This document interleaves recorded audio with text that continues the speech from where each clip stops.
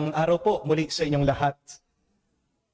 Pakitignan nyo nga po yung inyong mga katabi. Anong itsura nila? Mukha bang Biyernes Santo? Mukha bang patay? Kung malungkot po, depressed, kung mukhang bangkay, sabihan nyo yung katabi nyo, Happy Easter. Mabuhay ka!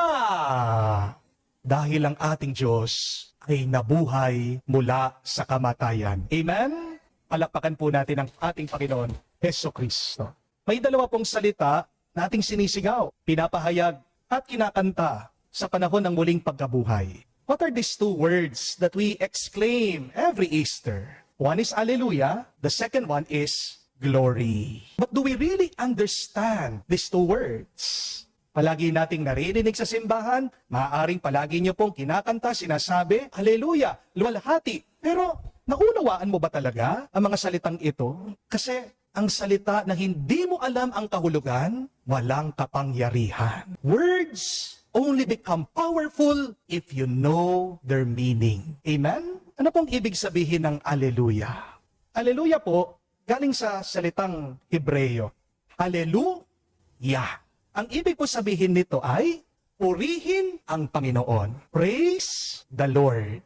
Pero, bakit ba natin sinisigaw ang Alleluia? Hindi lang po ito basta't magandang salita. Ito po ay salita ng tagumpay. Alleluia is a word of triumph. Alleluia is a word of success. Dahil kapag sinasabi mo, Alleluia, ang ibig mo sabihin, ang Diyos nanalo na. Si Jesus muling nabuhay. Ang ating Panginoon, tinalo niya ang nakakatakot na kamatayan. Mga kapatid, ang pinakamalaking kaaway ng tao, hindi po yung mga nagigera, hindi po yung mga ganid na politiko, ha? Ang nakakatakot na kalaban natin ay kamatayan. Kasi hindi natin kayang talunin ito. Kahit na marami kang pera, kahit na makapangyarihan ka, kahit na sikat ka, kahit na makiusap ka sa pinakamatalinong doktor, kahit na pumasok ka sa pinaka-state-of-the-art na hospital, mamamatay at mamamatay ka pa rin. Amen? Yan ang masakit na katotohanan. Pero ang ating Panginoong Jesucristo, hindi niya lang hinarapan ang kamatayan, tinalo pa niya ito. Pagkatapos ng muling pagkabuhay ng ating Panginoong Jesucristo, anong sinasabi natin? Anong kanta natin? O sting of death, where are you? O kamandag ng kamatayan, nasaan ka? Napahiya ang kamatayan sa ating Panginoong Jesucristo. Kaya sa tuwing sinasabi mong Alleluia, para tayo ay sumisigaw, sinasabi natin, kamatayan, etsepuera ka na. Pag sinasabi mong Alleluia, sinasabi mo may pag-asa pa. Amen? At pag sinasabi mo, kinakanta mo ang Alleluia, pinapahayag mo, may buhay sa magpa sa walang hanggan. Kaya ano man ang iyong nararanasan na hirap, kapatid, tandaan mo ito, sabihin mo lang palagi, praise the Lord. Alleluia. Sinasabi mo ito, hindi dahil okay na ang lahat. Sinasabi mong Alleluia, ito ay iyong paniniwala, itong pagpapahayag ng iyong pananampalataya sa Diyos, na magiging ayos din ang lahat sa tulong ng Diyos. Kung hindi mo man kaya, kaya ng Diyos ang lahat. Amen? Mga kapatid, huwag lang natin purihin ng Diyos kapag masaya tayo. Mas mahalaga, purihin natin siya kahit na marami ang ating mga problema. Amen? Because real faith is when you praise God, not because life is good. Real faith is believing that God is good, sobra-sobra. Amen? And because God is good, sobra-sobra, ano man ang paghihirap mo, ano man ang kakulangan ng buhay mo, kaya-kaya mo dahil sa Kanya, hindi dahil malakas ka. Amen? Kahit na may pinagdadaanan ka, kahit na puno ng negativity ang buhay mo ngayon, sabihin mo lang, praise the Lord. Hallelujah. Makikita mo, gagaan ang loob mo, lilinaw ang isip mo, at darating din ang kapayapaan sa puso mo. Kaya nga, kapag nakikita mo na paparating yung naniningil sa iyo ng utang, imbis na magtago ka, ang sabihin mo, Hallelujah! Lord, ikaw nang bahala. Kapag papasok ka na sa hospital, magpapacheck up ka, paparating na ang doktor, sasabihin na niya yung iyong sakit. Imbis na kabahan ka, imbis na magpanik ka, ano sasabihin mo? Hallelujah! Hawak mo ang buhay ko, Panginoon. Kapag i-exam ka, di mo alam kung papasa ka sa board exam, magdasal ka lang, gawing mong mantra, Hallelujah! Lord, samahan mo ako dito sa aking exam. Kapag may problema kayo sa pamilya, merong away, merong tampuhan, sabihin mo lang, Hallelujah! Lord, Ikaw ang maghihilom sa amin. Kapag nawawalan ka ng pag-asa, dahil nawalan ka ng trabaho, di mo alam kung saan ka kukuha ng budget, sigaw mo lang, Hallelujah! Lord, may mas maganda kang plano. Naniniwala ako.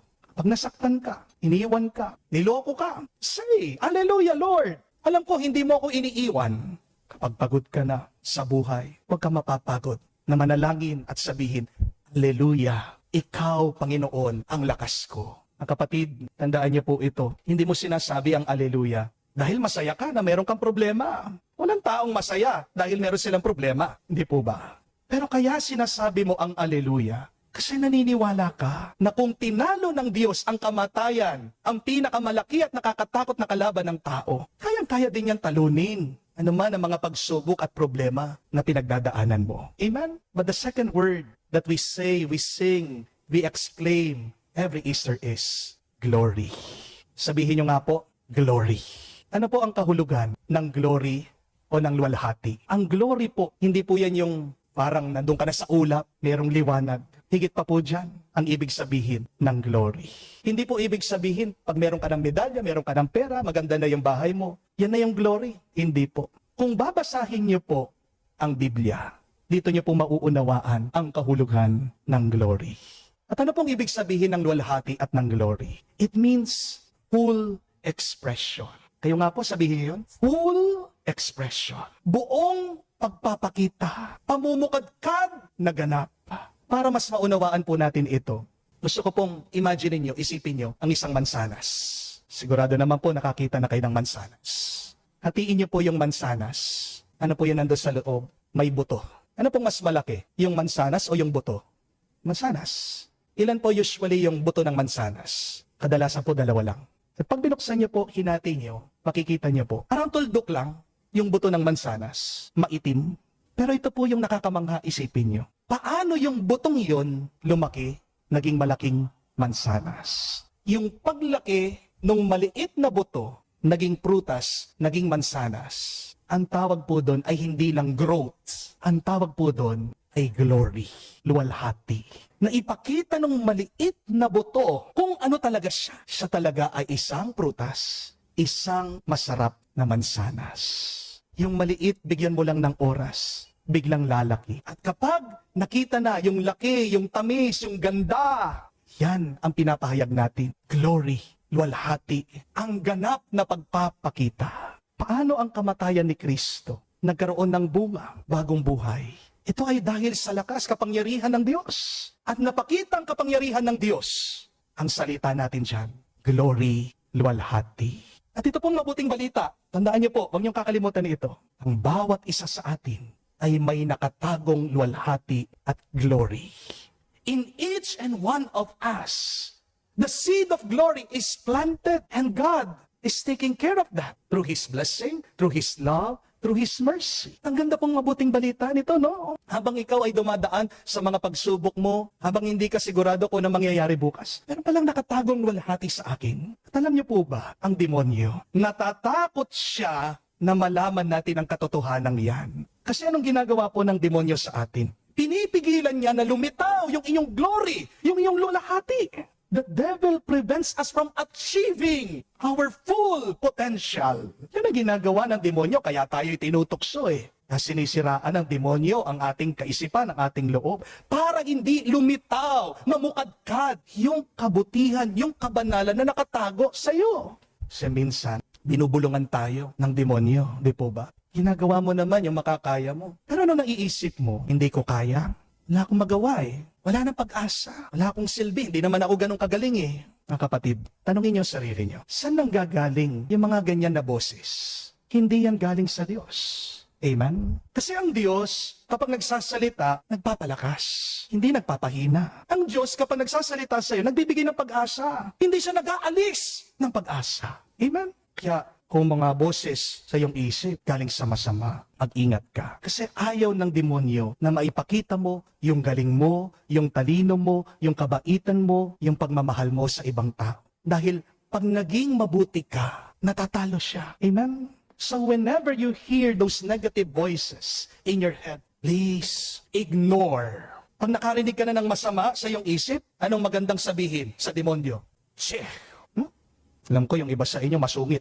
Gamitin niyo yung sungit niyo sa mabuti. Di po ba? Imbis na pagsungitan niyo yung mga minamahal niyo, bakit hindi niyo sungitan yung masama? Hindi po ba? Pag naririnig mo na negative yung isip mo, ano sasabihin niyo? Check. Ha? Mga katabi niyo, yung mga minamahal niyo, ano dapat sabihin sa kanila? Hindi che. Ang sabihin mo sa kanya, chup chup muamwa. Have you expressed your love to them? I know it sounds corny, pero mas maganda na yung corny na nagmamahal kaysa doon sa hindi nagmamahal. Amen? Pag masama, che. Kapag mahal mo, chup chup muamwa. Amen? And keep on saying, Hallelujah. Keep on praising the Lord, even if you're tempted and being destroyed by the evil one. Hope that one day, the goodness, the holiness that is in you will bear fruit abundantly. The glory will be shown someday. Paniwalaan mo kapatid, ngayon ka lang baon sa utang. Paniwalaan mo, ngayon ka lang may sakit. Paniwalaan mo, ngayon kayo lang may problema sa pamilya niyo. Paniwalaan mo, ngayon ka lang depressed. Kasi wala namang forever na problema Di po ba? Kung ang ating Panginoong Jesucristo namatay, nilibing, ilang araw po siya doon sa libingan? 3 araw lang. It was only after 3 days. He experienced the darkness, he experienced being buried, he experienced the pain, the suffering, and after that, the power of God, His glory was shown, was known, and felt. Kung pagkatapos ng 3 araw, muling nabuhay ang ating Panginoon, nakita, naranasan ang kanyang kalwalhatian, kapatid, sinasabi ko sa iyo, may magagawa na mabuti ang Diyos sa buhay mo. Di mo alam, next year, milyonaryo ka na. Sabihan mo, katabi mo, milyonaryo ka. Next year, hindi mo alam. Next year, magaling ka na sa sakit mo. Sabihan mo, katabi mo, magaling ka na. Di mo alam, next year, ayos na kayo ng pamilya mo, ng asawa mo, baka nga next year, pag natapos na, ang gera, nag-honeymoon na kayo sa Boracay ulit. Di natin alam, by next year, pagkatapos ng gerang yan, mas maayos at mas maganda ang ating sitwasyon. Hindi natin alam, by next year, tatapos ang gera, magiging mas maganda, mas maayos ang ating sitwasyon. Amen? Amen? Remember that the glory of God is in you. And in God's time, something amazing will come forth from you. Amen?